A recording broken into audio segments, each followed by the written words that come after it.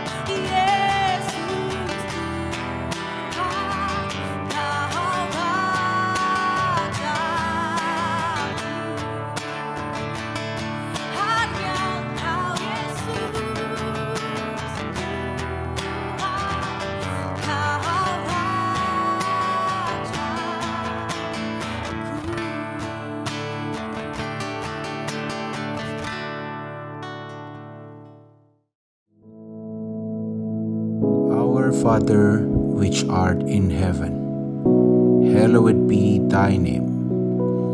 Thy kingdom come, thy will be done in earth as it is in heaven. Give us this day our daily bread, and forgive us our debts, as we forgive our debtors. And lead us not into temptation, but deliver us from evil. For thine is the kingdom, and the power, and the glory, forever. Amen.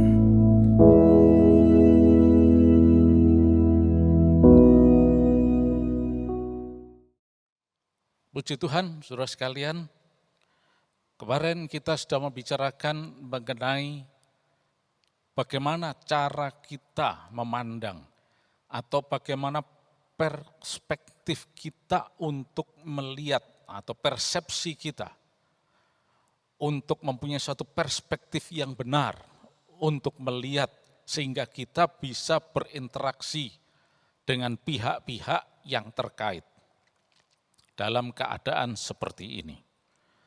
Nah, langsung saja kita lihat di dalam Mazmur pasal 34, mulai ayat 1 dan ayat yang kedua.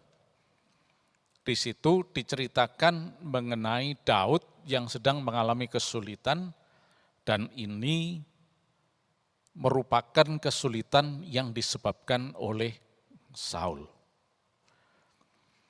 Hanya gara-gara Saul, maka Daud mengalami kesulitan seperti ini. Dia terpaksa harus lari ke padang gurun, bersembunyi di sana, padahal di sana tidak ada supply apa-apa. Cuma padang gurun. Tentunya Daud kehausan, kelaparan dan sebagainya. Dan dia coba masuk ke daerah Filistin, barangkali dia bisa mendapatkan sesuatu di sana. Tapi malah dia mengalami malapetaka berikutnya, yaitu hendak dibunuh oleh orang Filistin karena mereka mengenali Daud yang pernah membunuh Goliat. Nah, singkatnya kemudian dalam kondisi seperti itu, mengapa Daud ini justru dikatakan memuji Tuhan? Ya, dikatakan dalam ayat 2, aku hendak memuji Tuhan pada segala waktu, puji-pujian kepadanya tetap di dalam mulutku. Nah, ini sesuatu yang luar biasa. Karena Tuhan, ayat 3, jiwaku bermegah, biarlah orang rendah hati mendengarnya dan bersuka cita. Ayat 4, muliakanlah Tuhan bersama-sama dengan aku. Marilah kita bersama-sama masyhurkan namanya. Duh, ini Daud ini kelihatannya aneh. Keadaannya susah, kok justru memuji Tuhan. Apakah memang ya orang-orang yang sedang mengalami kondisi yang menekan, kondisi yang cukup berat seperti itu, sehingga menyebabkan dia stres, depresi, maka muncul yang aneh-aneh. Biasanya orang yang depresi, stres, tertekan, susah, biasanya kan nangis, minta pertolongan, meratap, dan sebagainya. Tapi Daud ini justru memuji Tuhan, bersuka cita. Apa ini gara-gara Daud saking stresnya, maka tindakannya sudah di luar normal? Oh bukan. Kembali lagi, tindakan Daud ini didasarkan atas bahwa Daud itu mengerti dia sedang berhadapan dengan siapa, sedang berurusan dengan siapa. Situasinya Daud memang tidak baik, susah, membuat dia menderita. Banyak kemalangan terjadi dalam hidupnya. Tapi dia tahu persis bahwa dia tidak sedang berurusan dengan situasinya, tapi dia sedang berurusan dengan Allah. Dan kalau berurusan dengan Allah, maka urusannya adalah memuji Tuhan, bersyukur kepadanya, menyembah Tuhan, memuliakan dia. Tapi kalau berurusan dengan iblis, maka ceritanya lain. Firman Tuhan mengatakan bahwa iblis ini bukan untuk disembah, dimintai pertolongan dan sebagainya, tapi untuk dikalahkan, dilawan. Nah, jelas di sini bagaimana kita harus bertindak secara tepat. Karena seringkali kalau kita tidak bisa memahami dengan baik atau mempunyai perspektif yang benar, maka tindakan kita akan keliru. Dalam suatu situasi tertentu, misalnya dalam kondisi sakit penyakit seperti saat ini, di mana wabah sedang terjadi di mana-mana, korban berjatuhan karena sakit, karena gara-gara wabah COVID-19 ini, maka banyak orang yang mengatakan, loh ya memang ini dari Tuhan, apa boleh buat? Bukan. Ini urusannya bukan dengan Tuhan. Ini urusannya dengan si jahat, yang pekerjaannya adalah melakukan kejahatan. Ingat, situasi yang dialami Daud juga susah. Walaupun jenisnya bukan COVID-19, tapi Saul. Tapi jelas siapa yang menyebabkan Saul seperti itu. Kita lihat kembali di dalam 1 Samuel pasal yang ke-16 ayat 14, jelas dikatakan mengenai Ruah Ra'a Me'ed Adonai. Bagaimana Saul itu dikuasai oleh si jahat ini. Nah, jadi dengan demikian, Daud merupakan contoh yang jelas. Bagaimana dia mengerti bahwa walaupun situasinya seperti itu, membuat dia menderita, tapi dia sedang berurusan dengan Allah, maka kalau dengan Allah urusannya adalah memuji, menyembah Tuhan. Dia bukan mengomel pada Tuhan, oh Tuhan kenapa begini, begitu dan seterusnya. Tidak. Tapi dia katakan, aku hendak memuji Tuhan pada segala waktu. Nah, itu di dalam bahasa aslinya dikatakan, Abarakah et Adonai bechol et.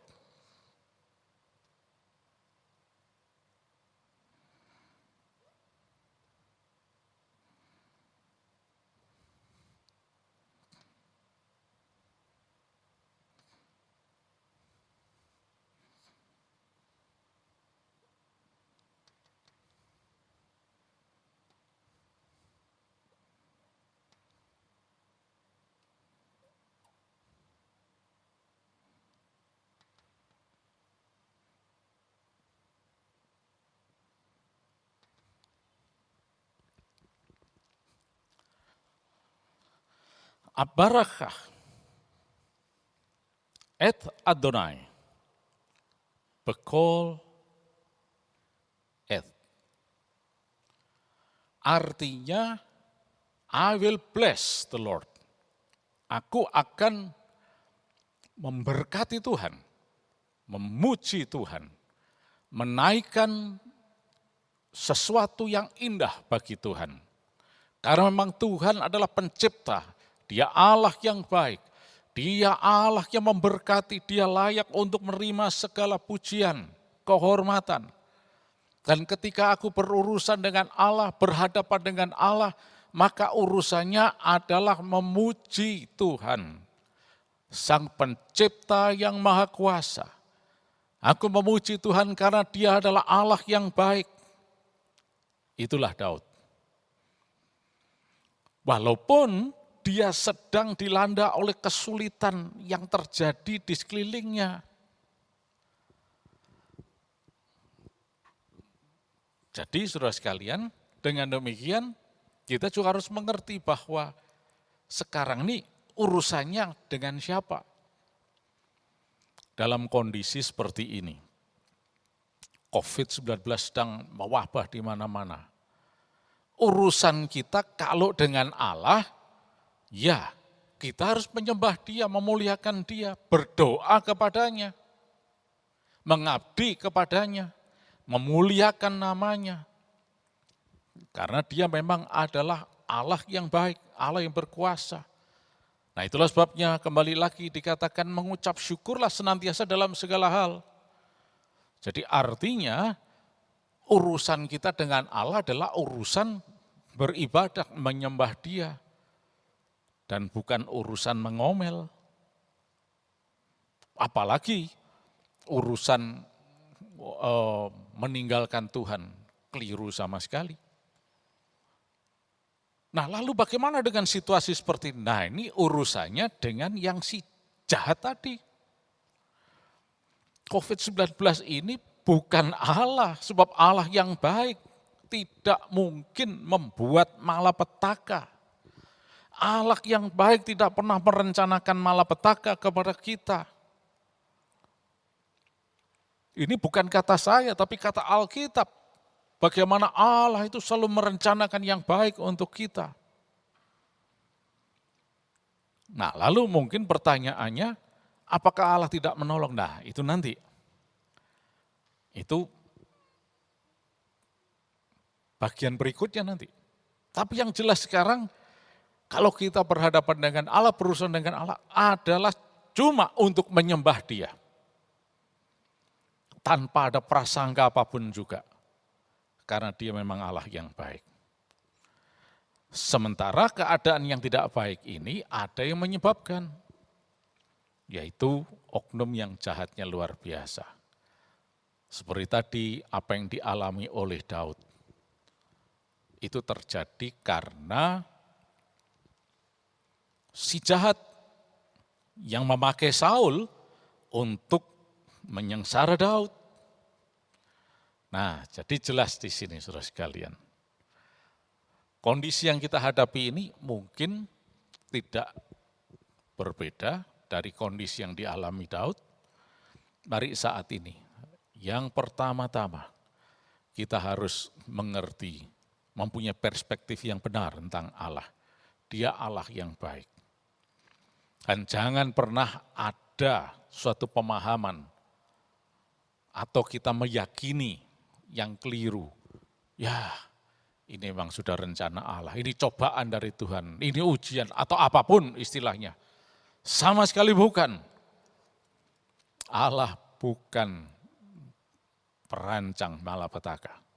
Oleh karena itu kalau kita sedang berurusan dengan Allah, ayo urusan kita adalah terus memuji Dia, menyembah Dia, bersyukur kepadanya, mengagumi kebesarannya, mengagumi kemahakuasaannya.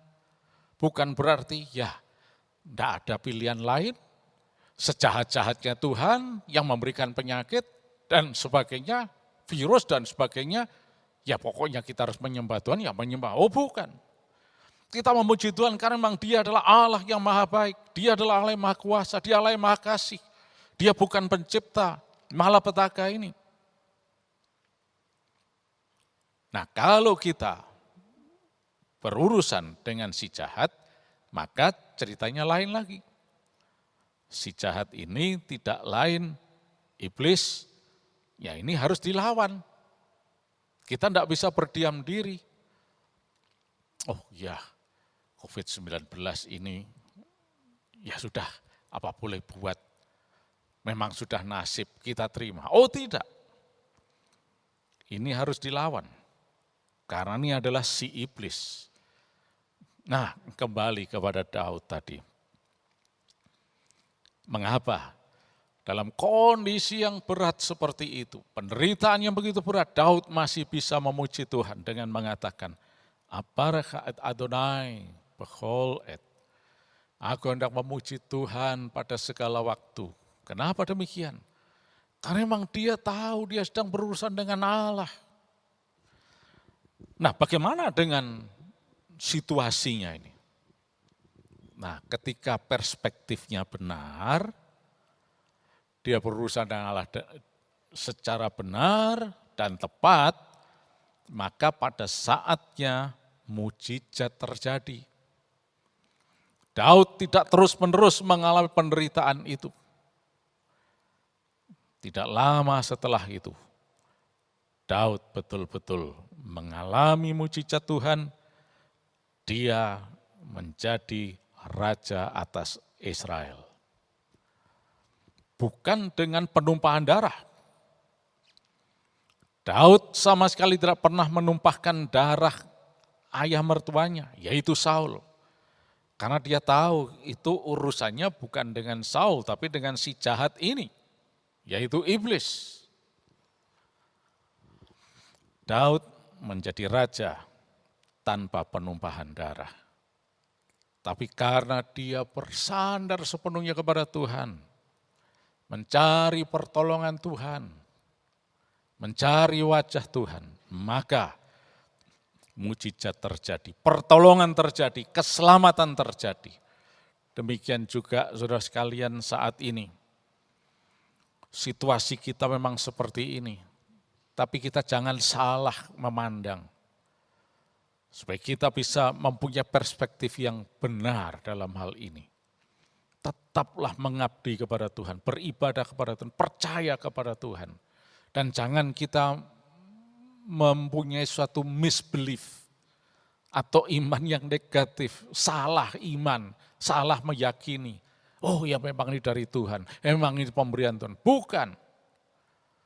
Mari kita sungguh-sungguh mengabdi, memuji, memuliakan Tuhan.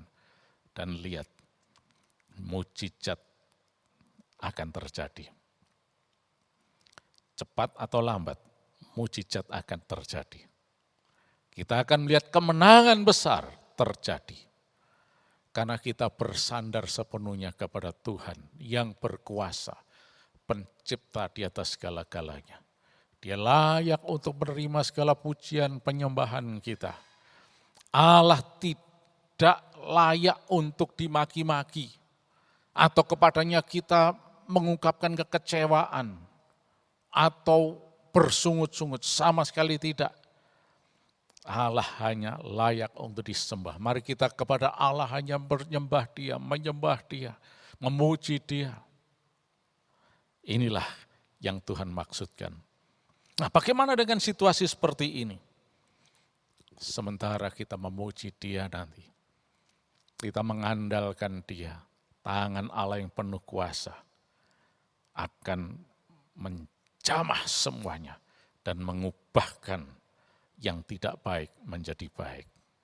Karena Dia pencipta yang baik, Dia penguasa di atas segala-galanya. Dan kita sadar bahwa ada oknum yang jahatnya luar biasa, yaitu iblis. Itu yang harus dilawan. Kita tidak bisa tinggal diam dalam hal ini. Puji nama Tuhan, saudara sekalian. Biarlah firman Tuhan ini bisa memberikan suatu gambaran yang jelas kepada kita, sehingga kita bisa bertindak dengan benar. Puji nama Tuhan. Mari kita berdoa. Terima kasih Tuhan. Biarlah Roh Kudus menuntun kami selalu untuk berjalan dalam rencana-Mu. Dan kami tidak salah memandang Tuhan. Tapi biar kami selalu memandang kebesaran-Mu, keajaiban-Mu. Kami percaya Tuhan, mujizat, pertolongan terjadi dari Engkau. Terima kasih Yesus. Dan di dalam nama Yesus sepanjang hari ini, setiap orang yang mendengar firman Tuhan, diberkati berkelimpahan. Kuasa darah Yesus akan melindungi, menjauhkan dari segala gangguan bahaya apapun. Nah, di dalam nama Yesus, Engkau tak usah takut terhadap kedahsyatan malam, terhadap panah yang terbang di waktu siang, terhadap penyakit sampar yang berjalan di dalam gelap, terhadap penyakit menular yang mengamuk di waktu petang. Kalau 1.000 orang dapat di sisimu dan 10.000 di sebelah kananmu, tetapi itu tidak akan menimpamu. Engkau hanya menontonnya dengan matamu sendiri dan melihat pembalasan terhadap orang-orang fasik.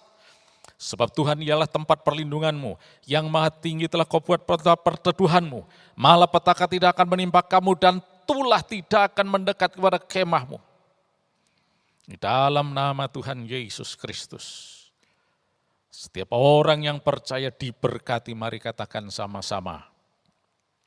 Amin.